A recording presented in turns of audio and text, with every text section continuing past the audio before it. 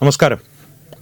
പരമാവധി ചിരിക്കാതെ കടിച്ചു പിടിച്ചിരുന്ന ഈ കാര്യങ്ങൾ ഇനിയുള്ള കാര്യങ്ങൾ നിങ്ങളോട് പങ്കുവയ്ക്കാൻ ശ്രമിക്കാം. എന്നാലും ഇടയ്ക്ക് ചിരിച്ചു പോയാൽ സദയം ക്ഷമിക്കുക. കാരണം പറയേണ്ടത് കമ്മ്യൂണിസ്റ്റുകാരെക്കുറിച്ചും വെനിസ്വേലയെക്കുറിച്ചുമാണ്.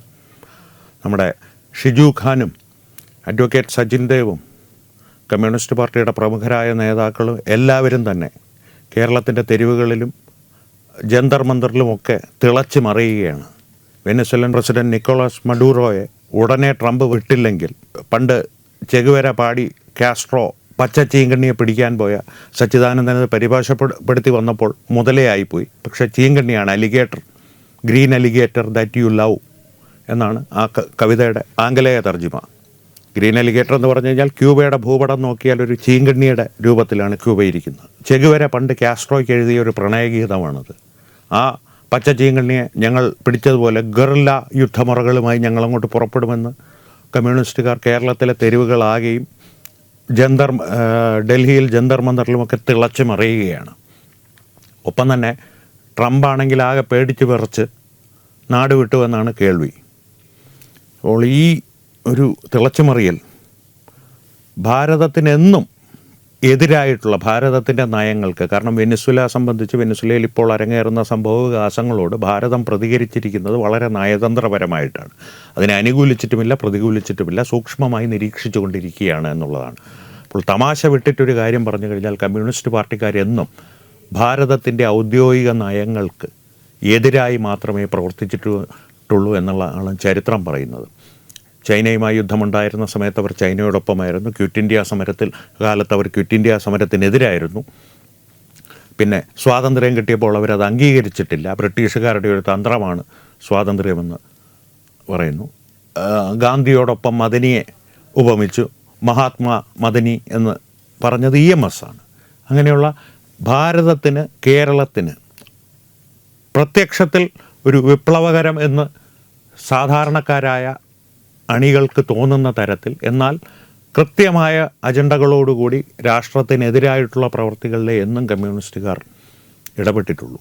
ആധുനിക ജനാധിപത്യ കാലത്ത് ജനാധിപത്യം യഥാർത്ഥത്തിൽ നിലനിൽക്കുന്ന ഭാരതം പോലൊരു രാഷ്ട്രത്തിൽ യാതൊരു തരത്തിലും പ്രവർത്തിക്കുവാൻ പാടുള്ളൊരു വ്യവസ്ഥയല്ല ഈ കമ്മ്യൂണിസ്റ്റ് പാർട്ടി എന്ന് പറയുന്നത്. കാരണം ജനാധിപത്യത്തിൻ്റെ മറപറ്റി ആത്യന്തികമായി സ്റ്റാലിനെ പോലുള്ള ഏകാധിപതികളുടെ ഭരണം പോലുള്ള ഒരു ഭരണഘടന നടപ്പാക്കുവാൻ ശ്രമിക്കുന്ന ഒരു പാർട്ടിയാണ് കമ്മ്യൂണിസ്റ്റ് പാർട്ടി. അവരുടെ മാനിഫെസ്റ്റോയിൽ തന്നെ അതുണ്ട്.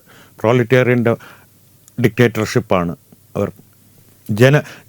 ജനങ്ങളിലൂടെ ഉണ്ടാകുന്ന ഏകാധിപത്യമാണ് അവരുടെ ആത്യന്തിക ലക്ഷ്യം.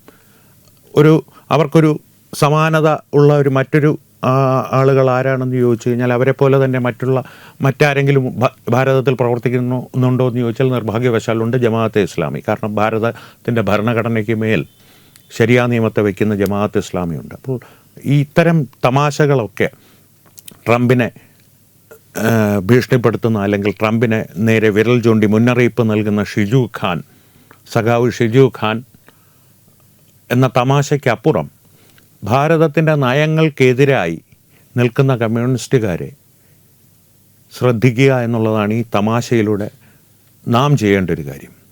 എന്ത് കാര്യത്തിനാണെങ്കിലും ഇപ്പോൾ പണ്ട് ഖാണ്ഡഹാറിൽ വിമാനം തട്ടിക്കൊണ്ടുപോയി, എയർ ഇന്ത്യയുടെ വിമാനം തട്ടിക്കൊണ്ട് ഖാണ്ഡഹാറിൽ ഇറക്കിയ സമയത്ത് അവരുമായിട്ടുള്ള ചർച്ചകൾ, ഭീകരവാദികളുമായിട്ടുള്ള ചർച്ചകൾ ഭാരത സർക്കാർ നടത്തിക്കൊണ്ടിരിക്കെ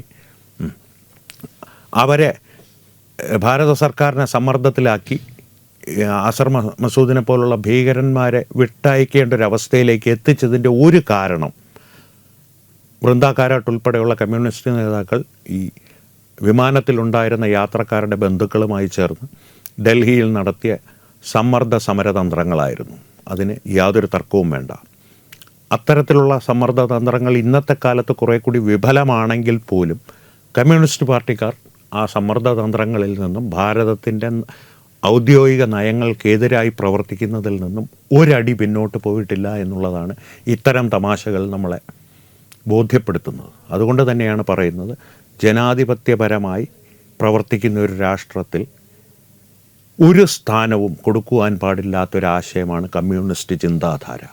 അത് മനസ്സിലാക്കുന്നിടത്തോളം, എത്രയും വേഗം മനസ്സിലാക്കുന്നിടത്തോളം, പോളണ്ടിനെ കുറിച്ചൊരക്ഷരം മിണ്ടാൻ പാടില്ല എന്ന് കമ്മ്യൂണിസ്റ്റുകാർ അന്നേ പറഞ്ഞത് ഈ കഴിഞ്ഞ ദിവസങ്ങളിൽ പോളണ്ട് കമ്മ്യൂണിസ്റ്റ് പാർട്ടിയെ നിരോധിക്കും, അവരുടെ കയ്യിലിരിപ്പ് അത് തന്നെ കൊണ്ട് തന്നെ നിരോധിക്കപ്പെടും എന്നവർക്ക് മുൻകൂട്ടി അറിയാവുന്നത് കൊണ്ടായിരുന്നിരിക്കണം.